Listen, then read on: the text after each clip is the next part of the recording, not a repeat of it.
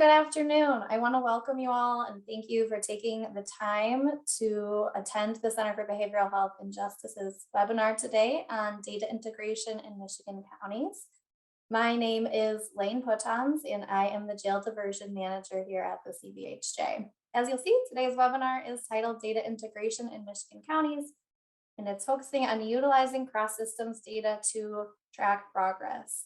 Our presenters today are going to include Trevor Whitehead, who's a data assistant with the CBHJ, Alexis Shapiro. Alexis is the EMR system administrator at LifeWays Community Mental Health in Hillsdale County, Meghan Taft, who is the director of community engagement at Pointe in Calhoun County, and Taneisha Pointer, who's a boundary spanner at Pointe in Calhoun County.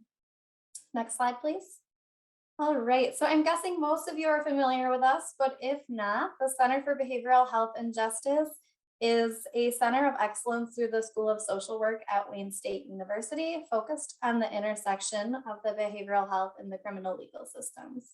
We work with communities at the county level across the state of Michigan to provide technical assistance, evaluation, expertise, and training around this intersection of the criminal legal system and behavioral health, through a variety of initiatives, including our Stepping Up initiative. Next slide, please. So the data integration we're focusing on today has been developed and implemented under our Stepping Up initiative, and both counties that are represented today, Hillsdale and Calhoun, are Stepping Up communities that have partnered with the CBHJ to receive technical assistance. Next slide. So just a quick overview on what Stepping Up is and what our technical assistance offers. So Stepping Up is a national initiative that's focused on reducing the number of people with mental illness in county jails. It is an initiative executed at the county level. And there are 4 goals of Stepping Up that you'll see in these yellow boxes here. So reducing prevalence of people with SMI in jails, increasing connection to treatment, shortening length of stay for those individuals, and reducing recidivism. These are 4 goals that the data integration we're going to learn about today really focuses on. So this really shows us why that data integration is so important, because it allows counties to measure and continue tracking these goals of the Stepping Up initiative.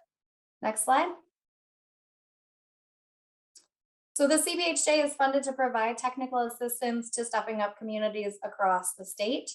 This technical assistance, as you can see, can provide a variety of different services to communities, including developing prevalence and baseline data, assisting with strategic planning, mapping out the jail's processes for identifying and serving folks with mental illness, and of course, the very work we're going to talk about today, this integrated reporting.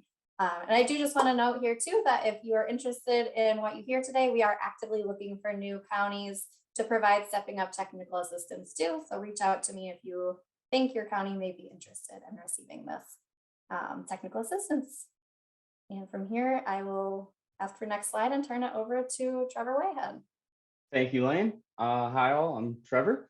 And so, yeah, as Lane was saying, the way that we utilize this data integration system in counties that we work with here is to track on community progress around those 4 measures.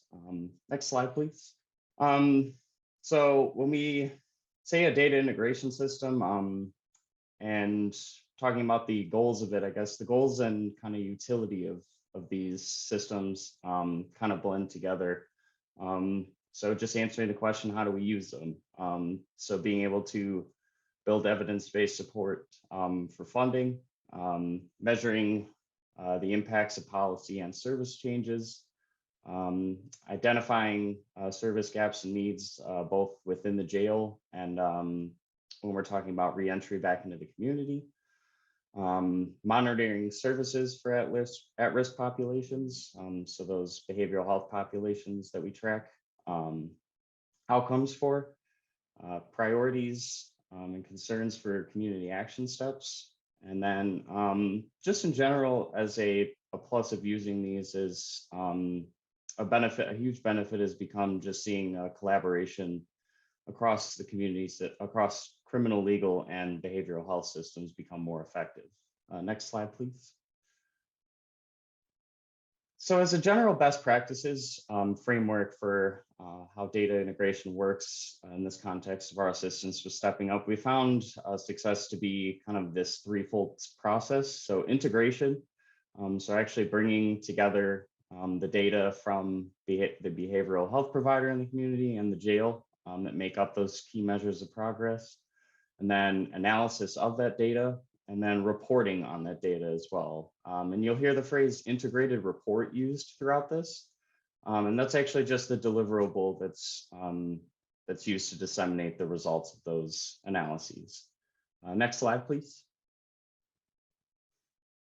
And then going along with that too, we've kind of come up with a general process framework for how this has best suited the communities, especially stepping up, that we've worked with on this.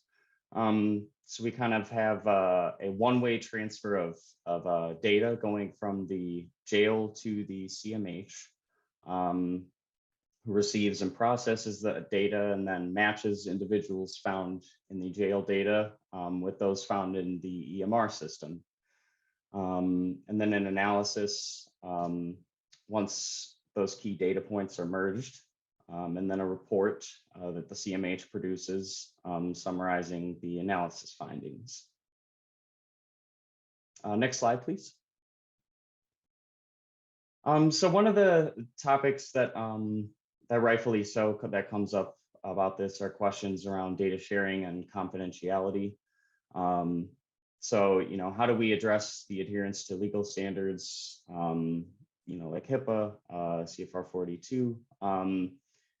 How do you ensure that data are secure when sharing? How do you ensure that there's an appropriate, concise and limited access to data? So we address that in multiple ways, and it looks a little bit different from community to community. But generally speaking, one of the biggest safeguards is having a one-way flow of data going from the jail to the CMH. And then also de-identified reporting. So anything that is actually reported out on this data doesn't have any identifiers. There's no way to trace it back to certain individuals or anything like that. Using secure methods or mediums for data transfer, and then selective access to data. And that's essentially just saying that whatever data is accessed is only data that's needed. So there's no, free roaming, unlimited access to, jail data by CMH or what have you. Next slide, please. And so one of the fundamental cornerstones of our technical assistance in this process is what we call the data integration toolkit. And that's a detailed technical guide that's left with both IT and leadership for each county. And that includes detailed instructions to help the county continue and tracking and integrating those data points.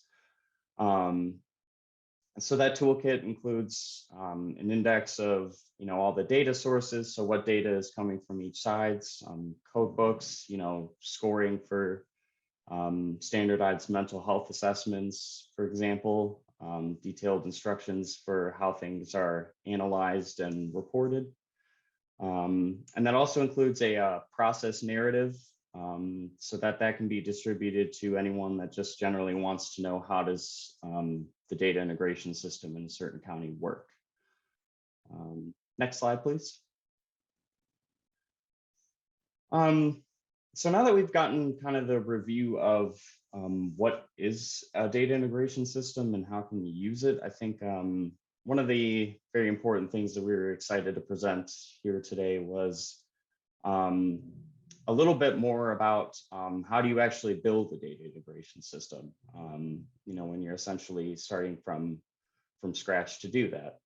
So with that, here's a kind of overview of a process framework that we've seemed to found or have found success in. I'm sorry. Next slide, please. So when we talk about this process framework, it can kind of be more simply broken down into 4 stages of action. And it's not to say that there isn't a little blend between some of these, but I think seeing it in these 4 stages is helpful to break it into pieces, of action that are more easy to chew. So the first stage is planning, and then into development, implementation, and then maintenance beyond that. Next slide, please. All right, so the planning stage kind of consists of a few different elements to consider when you're doing this. So next slide, please. And the first one being what we like to call an integration project team. And so that's essentially just a group of leadership and IT personnel from both the criminal legal and behavioral health systems who are going to end up seeing the planning, the development, decision making and execution of all the tasks necessary to end up building and maintaining the system. And that group will end up having to identify, shared goals and purposes for integrating that data. So what would we like to use this data report for? And then clearly defining the roles and responsibilities and timelines. So, when does this group expect to see certain milestones hit? Who's responsible for carrying out what work, et cetera. And a lot of times it's extremely helpful to designate a lead project coordinator for that work. For CBHJ technical assistance, there's definitely, we've played the role, or I've played the role in many cases on being that kind of project coordinator person as the go-between between each agency involved in this group. Next slide, please. So the next thing for this group to focus on is the information sources and focus. So it's essentially reviewing the data that's currently collected by the agencies that are participating. So, what data is available, and then of that data, selecting relevant data to capture in this integrated system based on reporting goals and those progress measures. Sorry. And then beyond that, it's important to assess whether that data is sufficient to measure indicators of progress. So, if recidivism is desired to be measured, is that something that we would prefer to utilize a self-report method to assess, or is that something that we'd prefer to measure based on booking dates? So questions like that need to be answered in this stage, and then ensuring that both systems data is accessible. So is it able to be accessed and merged with data from other systems that we are concerned with? Next slide, please. IT capacity. This is an important one here in the sense that we should consider, this group should consider the capacity of participating agencies to be able to sufficiently support building an integration system and maintaining one.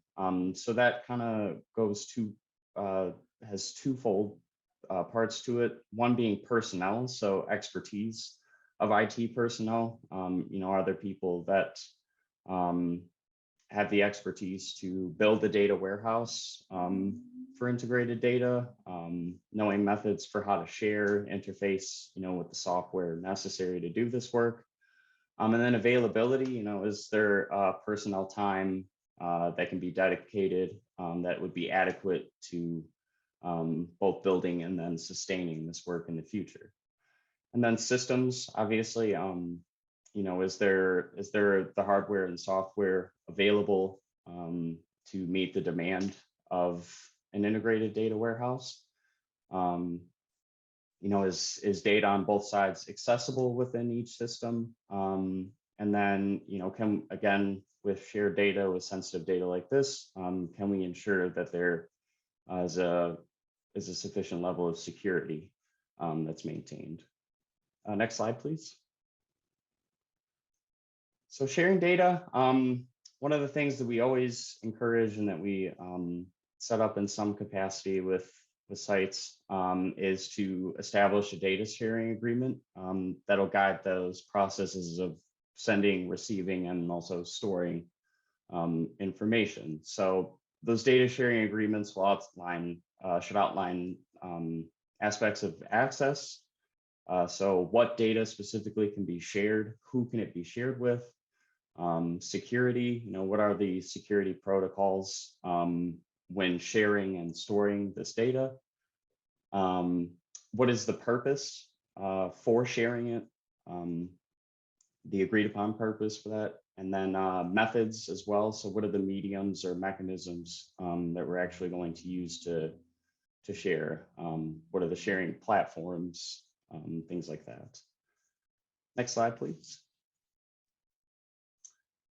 And then as we always get around to is funding. So essentially with funding at the most basic level, if there are costs associated with this, software, IT support, or contracted out work is needed, then a shared budget and plans for how those costs will be covered.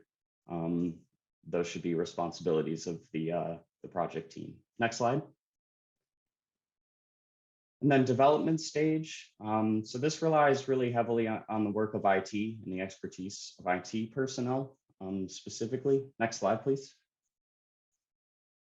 And that's really where, we're taking the going from planning to action. So we're actually building the integrated data warehouse wherever it will be hosted, installing those technical features of it, and then using some sample data from each side to determine whether that functionality has been, the desired functionality has been achieved. And if not, making a plan to execute changes so that it does function as it should. Next slide. And then into implementation. Next slide, please.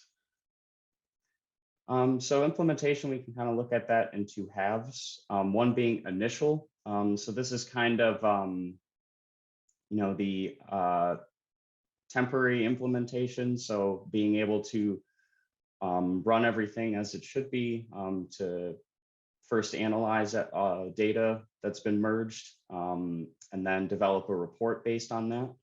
And then getting that group together to really review all the processes, procedures, and then results that you get being the report, and then make a concentrated plan for subsequent changes based on feedback from everyone, especially IT personnel who engaged in those development processes.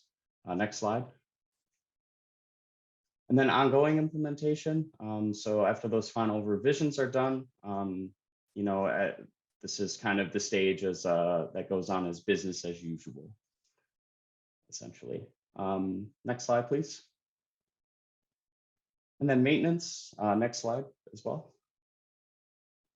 So sustaining and improving, kind of going hand in hand with this maintenance stage. So that's just dedicating the adequate time necessary to engage in the regularly scheduled activities that maintain the data warehouse and the reporting, and then using these data reports to engage staff regularly. So they should be used to provide any of the participating agencies on a regular basis, with the information that ends up becoming vital for decision making and action. Next slide, please. So with that, I would like to bring in Taneisha Pointe and Meghan Taft from Calhoun County in giving a bit of detail and some updates regarding the data integration system in Calhoun County that is currently in the planning and development stages. Hi, thank you so much for having us. Next slide, please. So Trevor is absolutely right in that we are in the planning and development stages. I think the 17th marked 2 full months of us doing some of this work, but I'll give you a little bit of history and context about how we got to this point. So our county commissioner signed the Stepping Up initiative in September of 2018, and that's when our work with Wayne State really started. We also had in place CIT, a crisis intervention team, infrastructure in place. So having some of our stakeholders already keyed in and aware of this work was very helpful in getting not only the Stepping Up resolution signed, but also implemented, because our partners were already around the table. So that was to our advantage. So we started in about 2020 with collecting some of this K6 baseline data from our jail as part of bookend. So it was really implemented at that time. There was a period of time where that data paused due to COVID during that year and some of the changes in our jail, who was being booked into jail, but overall it was re-implemented and we were able to capture that baseline data.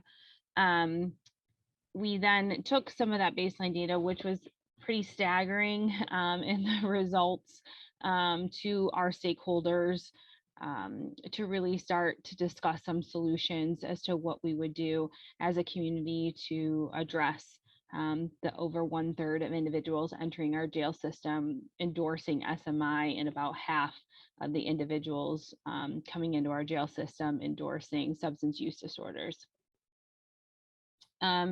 So able to add, like I said, expand a little bit to our CIT team, expand those stakeholders, present them with the information. And from that, our county commissioners were actually able to allocate some ARPA, American Rescue Plan Act funds, to establish what we now have as the Summit Pointe Jail Services Team. So I'll talk a little bit about, and Taneisha will talk a little bit about what that team involves.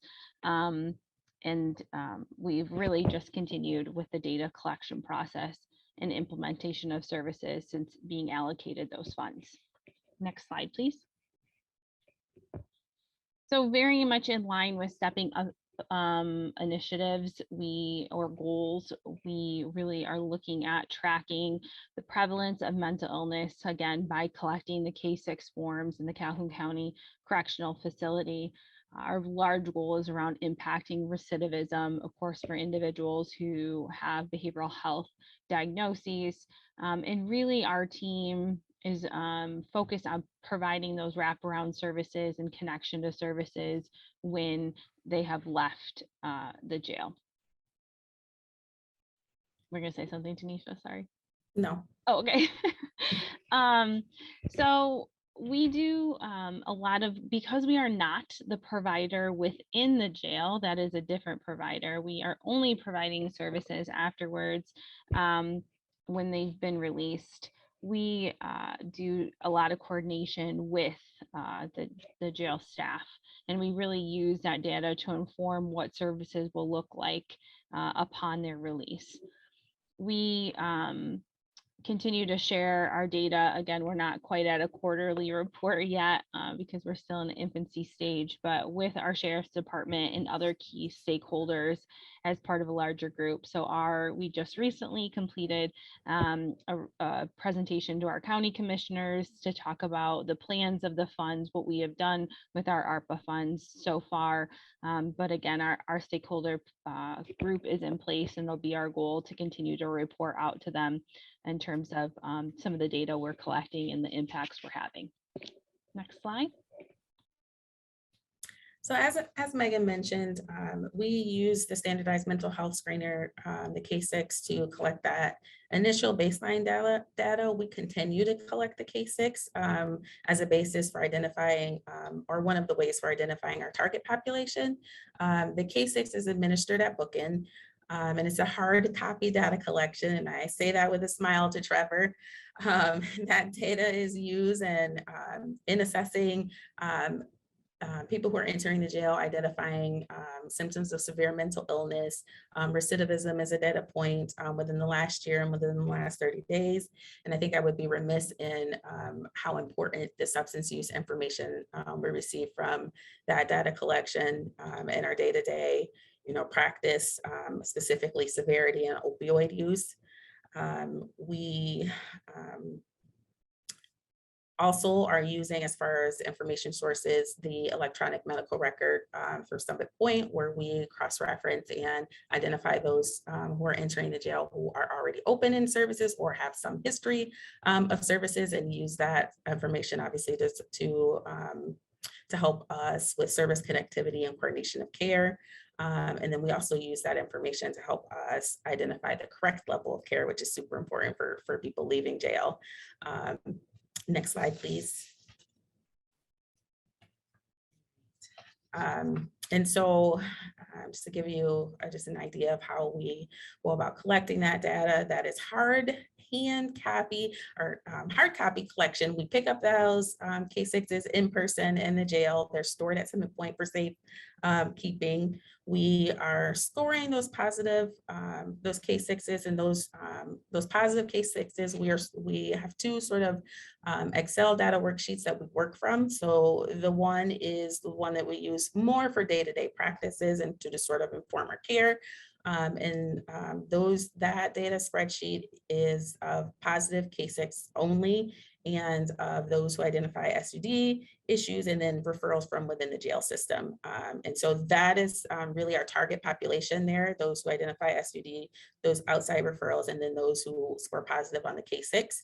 And on that spreadsheet, we identify things like symptoms, history of treatment, any contacts our jail services team has made inside the jail, and what the outcome was, what services that person may have been interested in, that person's next court date, their bond, their charge, is just an example of some of the things that we keep in that spreadsheet for a day-to-day account of our target population. And then the second Excel spreadsheet, that's the fun part. That data is hand entered into an Excel template that was provided by CBHJ. And that information is more for big picture, longer term goals. It's not really used in our day-to-day implementation, but I do look forward to, and I smile at Trevor because when we started and we received that Excel template, we were about 2 months into this. And so I started at that 2 month. And so we're about 2 months behind in entering those K6s. And so we are still, we're still catching up on entering those K6s. So we have quite a few of them to enter, but I look forward to analyzing that data and then to obtaining information from those data points that help us inform our care. And then lastly, we use the information from the K6s to also provide referrals. So those who present with a positive score, we provide that information to the jail medical staff here for the purposes of referral for an assessment while they're in jail. As Meghan mentioned, our services start outside, and that does not mean we do not make contact with people while they're in here. But our services start on the outside. And so we do want to see if somebody's coming in the door and they're identifying that they are struggling or identifying severe symptoms of SMI, then we want to see them receive services as soon as possible. And that means while they're in jail. Next slide. And I'll kind of jump in on this one. We're still in the process of preparing planning, I should say, of how to analyze and report on this data, specifically with regards to those reports that Meghan had mentioned earlier, being quarterly and biannual report templates. So as Taneisha was just talking about, we have a hand entry system, and I was able to work with them to generate just a basic document in Excel that automatically calculates fields like K6 scores, and then another field to say whether someone was K6 positive or not, to flag for mental illness. And then So what we're working on doing right now is being able to add any additional fields into that document to capture service connection data, and then using Excel to further kind of automate that process. So be able to make tables and visuals for displays that can, end up going into perhaps a Word report template or something like that. Basically trying to standardize anything that we can in the process that will take some of the hours that Taneisha would have to otherwise spend doing something by hand, and have certain processes of that nature end up being done simply with the click of a button. So yeah, we're really excited to be able to at least get to the development stage where we can kind of feed this system real-time data and then begin to see if it functions as we want it to. So like I said, biggest priority I think in this is,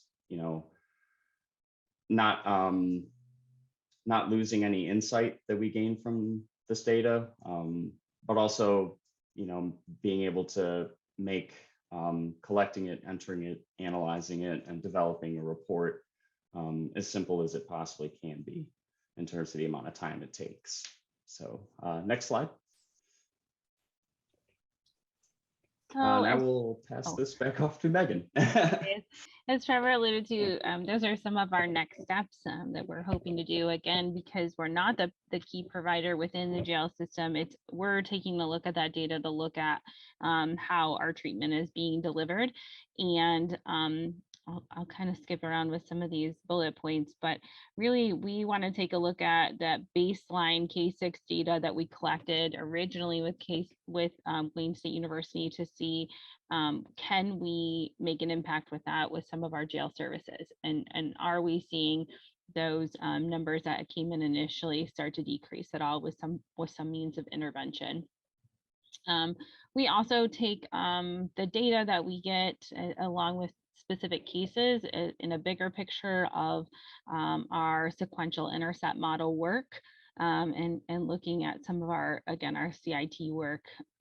We're utilizing some of that information on that front as well in order to just evaluate some of our interventions to see, can we improve those in any way?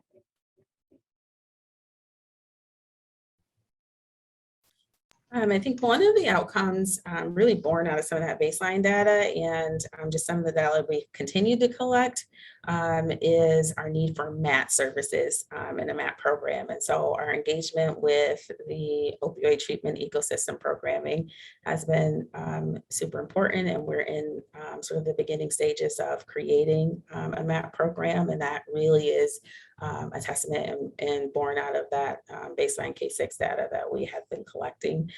We also recently implemented the RODS assessment, which is specific to opioid use. So.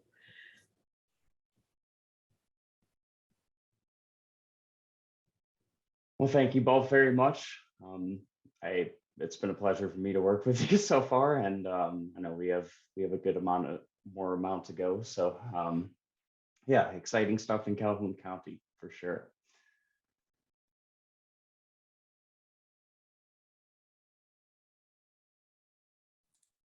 You're muted, Trevor.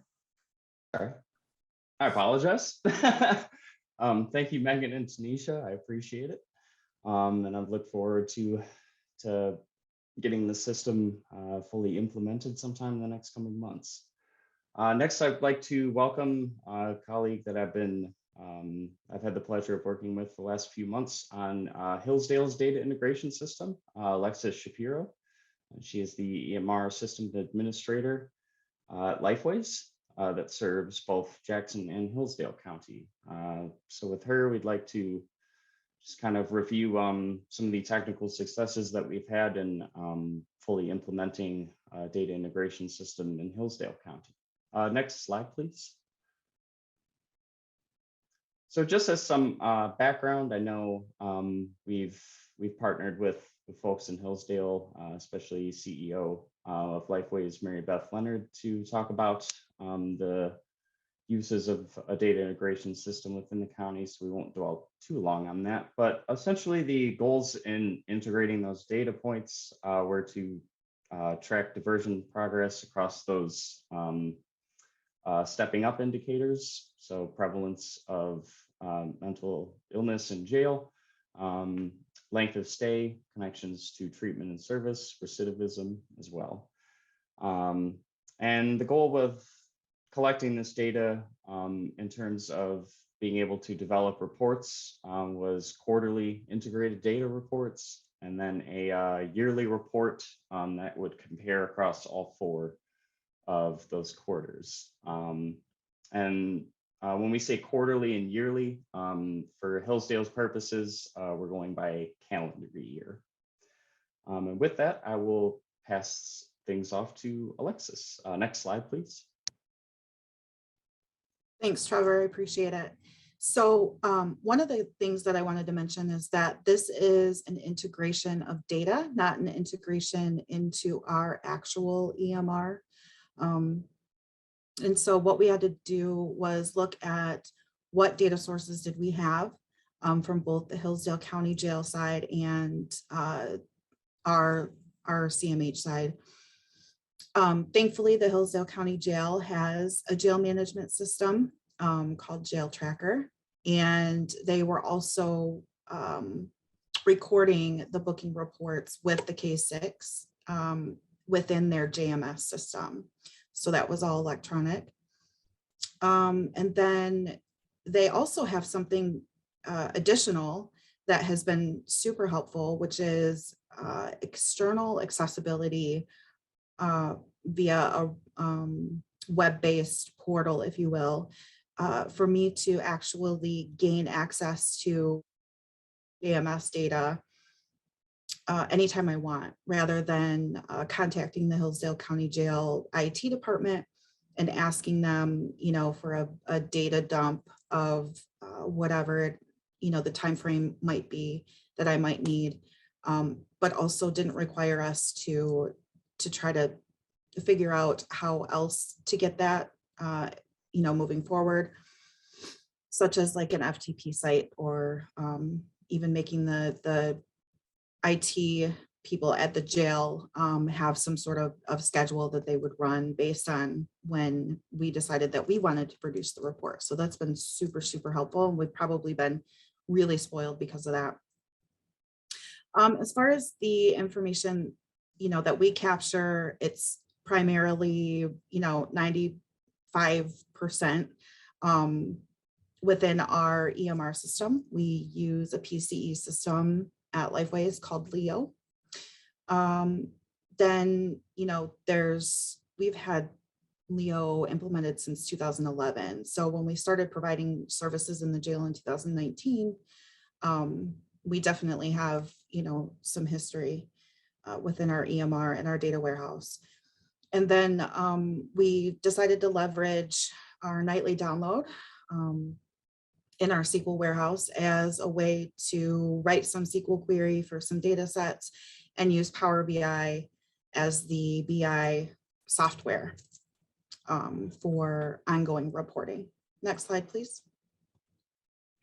So some key data points based on who's collecting what.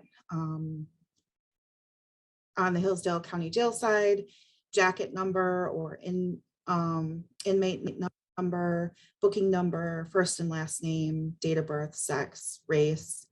Same with the CMH side, first and last name, date of birth, client and status, designation, jail-based service records. We decided on these points based on the metrics that we decided to develop for the report.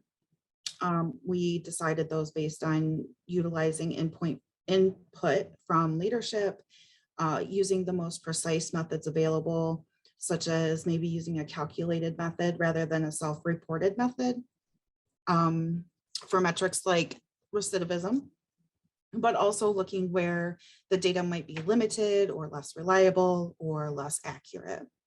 Next slide, please. So the data sharing and merging piece of this really took some time to discuss with not only myself, but the people at the IT people at Hillsdale Jail. We needed to find a way that we could join the information between the two data sources. So that was, joining the data was the largest consideration for the data integration project. We didn't have unique values that were captured in the JMS system. We weren't capturing anything that was unique to the individual within our EMR system. And we needed to assure proper data was being joined across both systems because that can unknowingly skew the data. So even with the join method that we determined, which was by name and date of birth, we did a lot of validation work to make sure that we took all things into consideration. Something as simple as a junior added to a name in maybe the JMS system, but maybe wasn't in our Leo system, could really, skew whether or not any data for that individual would have been captured when it comes to like jail-based services.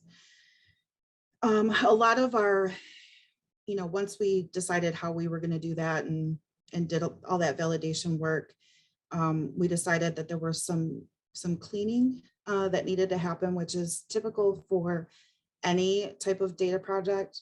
And it feels like once we started to get things sort of ironed out and we're like, yeah, this is a good plan, then we were like, then we found, another wrinkle and we were like, crap. So, a lot of back and forth with the data validation to make sure that we were considering all possible things. Next slide, please. Thank you, Alexis. And so, yeah, we wanted to cover a little bit of topically what ends up being in this report on the data analyses. Next slide, please. So in Hillsdale's report that we ended up developing, it's a standardized visual presentation and then a description textually of those analyses. So when I mean standardized, I mean that it's in a format that Alexis and I worked together to put together that, folks can expect a certain level of precision, a certain level of presentation and detail within that. And something that, can be used anywhere across any context. It also has an index of term descriptions, for different variables, data by source, analysis notes, so how things were done. Once again, Hillsdale uses, as does Calhoun, the K6 screening form.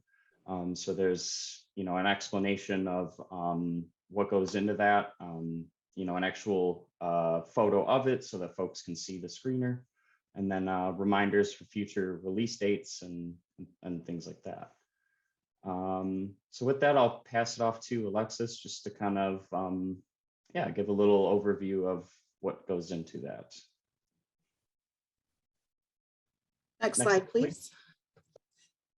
So I'm going to breeze through this, but just know that we actually just presented in beginning of February, the first quarterly report from the third quarter calendar quarter of last year, and had some really good feedback.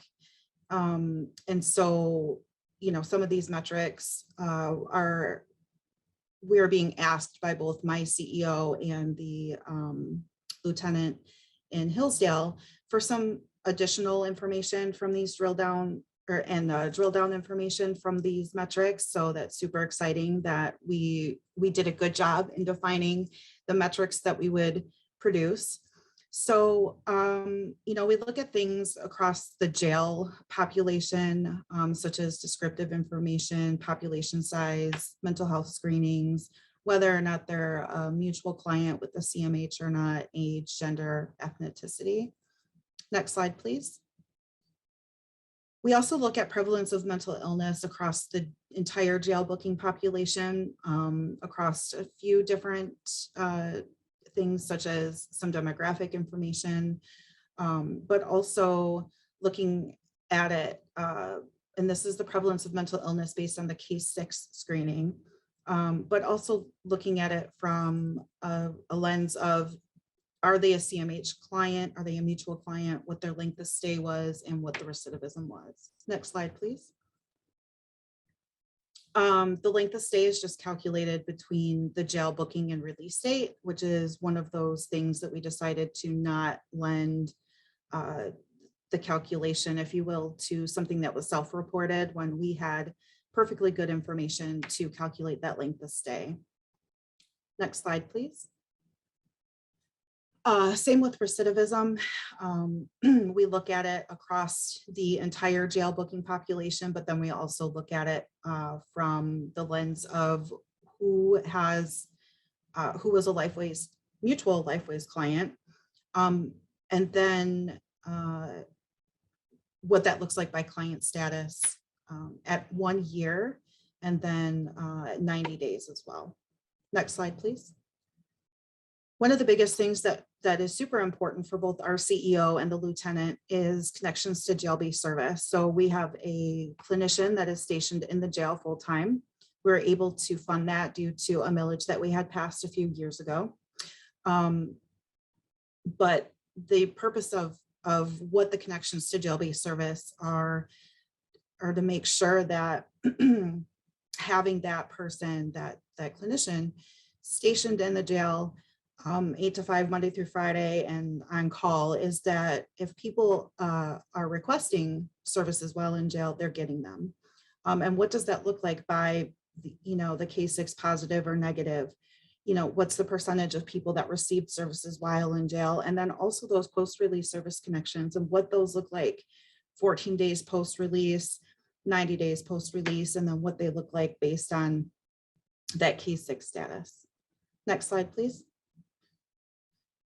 So again, this is just the post-release service. Again, we look at 14 days and 90 days. 14 days was super important for our my CEO, sort of following some MIMBA standards and looking to see if there's a big difference in the number of days post-release being 14 days or 90 days. Next slide, please. So the next steps for us are to continue to produce a quarterly report and then also produce a yearly aggregate report. We do have some updates to the K6 output that we will be making around SUD. And then just, reporting any additional drill down information, such as what services were provided post-release service, and then things like, for the length of stay, were there any correlations with housing insecurities identified and somebody, having a longer length of stay. Wonderful. Well, we have gotten to the end of our content. I want to thank all of our speakers, Trevor, Alexis, Meghan, and Taneisha, for their presentations today. It's always wonderful to hear from some of our community partners about how this work is being utilized right in your communities to improve the work that you are doing. So we have a couple of questions in our Q&A, and we will get to as many as we have time for. So the first one is, does the process change when jails are using private vendors for in-jail behavioral health services? Or what might that look like if services are blended between a private provider and CMH, as was mentioned for Calhoun County? I think Trevor or anyone else can address how that might look differently. Yeah, so for that, we kind of operate on a case-by-case basis, I guess. There's, for a lot of this stuff, there isn't a prescripted method of doing so, but I think the first step in a situation like that would be, again, getting whoever is providing the behavioral health services to the table to talk about potentially sharing that data as well. We've seen there are, I'm sure, situations in which being able to get everyone to the table for that discussion might have some challenges involved. So, in the meantime, until those discussions do end up happening, then, I think that that's something where you do the best that you can with what you have in the meantime. And by that, I mean, using whatever data is readily accessible and then attempting to piece together the rest that the group desires. Yeah, and I hope that answered that question thoroughly enough. Thanks, Trevor. Next question. So the K6 was mentioned throughout. Could you explain what the K6 is and whether or not there's a method to administer it electronically to avoid some of that hand entry? Yeah, so the K6 itself is a set of 6 Likert scale questions that screen for the presence of symptoms of mental illness. And then that's used to produce a score, and if a score is what we end up pegging at 9 or greater, then we call that K6 positive. And the K6 forms that we use also have some additional questions, on current housing description, which then translate into a classification of secure or insecure housing. And that's actually defined by HUD, Housing and Urban Development. And yes, to your question about electronically cataloging that and screening folks, that's actually done in Hillsdale. So that's built right into the JMS system. So when they're asking booking questions, the K6 just becomes a regular part of it. And ideally, that's what we recommend. But as you can see in a space like Calhoun, where we haven't gotten to that point yet, there's still workaround options to limit the amount of work that it takes. Thank you. Next question, I think, would be great for any of our county partners here. So can you speak to what the lead up to this partnership was? Data integration work requires an element of trust. What sorts of pre-work were done within the counties and between county employees and the CBHJ staff to get to this point?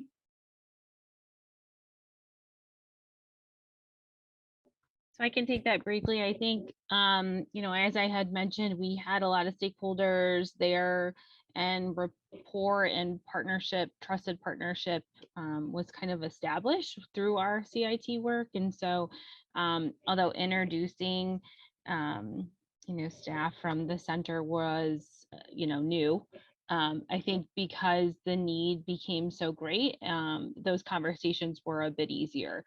And then being able to produce value. I mean, obviously we know what data does for us, right? In terms of funding and opportunity and, really getting intervention into the problem that we're highlighting. So those sort of conversations kind of, I guess, organically developed, really based out of the need in those existing partnerships.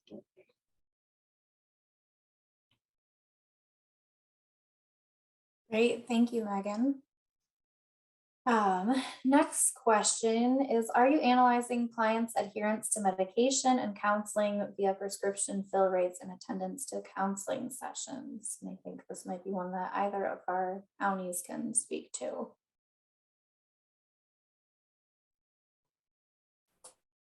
I can tell you from Hillsdale's standpoint, we have not dug that far into, nor have we collected or compared, medication adherence, and maybe like what their no-show rates are, for example, across services that they might be receiving already. I think, we're still in that stage where we're still just trying to get an idea of what does it look like from, a mutual client standpoint?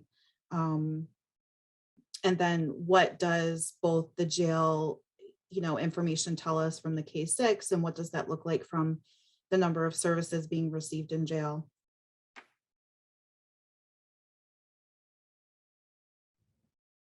Great, thank you. And then I think we have time for one more. And I suspect the answer will be similar, but are you comparing recidivism for those clients who receive daily oral therapies versus long-acting injectables for their SMI? Again, no, not right now. We haven't pulled any of that detailed information for those people that have recidivized. We're really looking at right now what kind of services are being received. Were there services being received post-release for any of those individuals? Did they receive a service while they were in jail? But then sort of, getting an idea of what that population looks like from a service delivery standpoint. So then we can sort of decide what we need to do from a clinical perspective, and whether that be interjecting some type of clinical workflow. And remember, I'm a data girl, not clinician, so I know just enough clinical to be dangerous, but what that looks like from a clinical workflow. Where could we utilize some liaison efforts or some follow-up efforts post release? And to kind of follow up on that question, as well as the last one, I think that those are definitely things where, kind of, as I alluded to earlier when I was talking about, the framework for building an integration system. Feedback like that over time is something that you want to have a system in place to be able to collect and eventually utilize. So if that's, drill down data that is something that, is a recurring ask of participants in that integration project team group, then that's something that you certainly can build into the system to collect data on. But as I said, if you don't have some type of system in place, or even if it's just, regular meetings with the group where you can discuss, well, where do we go next with this? If you don't have a place for that, then, things like that don't ever get the attention that they require. So. Thank you, Trevor. Well, fortunately, we were able to get to all the questions in the Q&A. If you have a question that weren't able to get answered, feel free to reach out to us directly. We're more than happy to follow up with any information we can provide. And again, we just want to thank you all for taking the time to be here today to listen to our speakers present. Again, we welcome you if you are interested in stepping up with this data integration to reach out to see how we may be able to partner.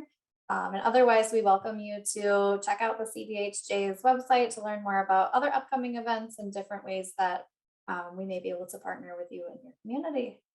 So thank you all and have a great rest of your day.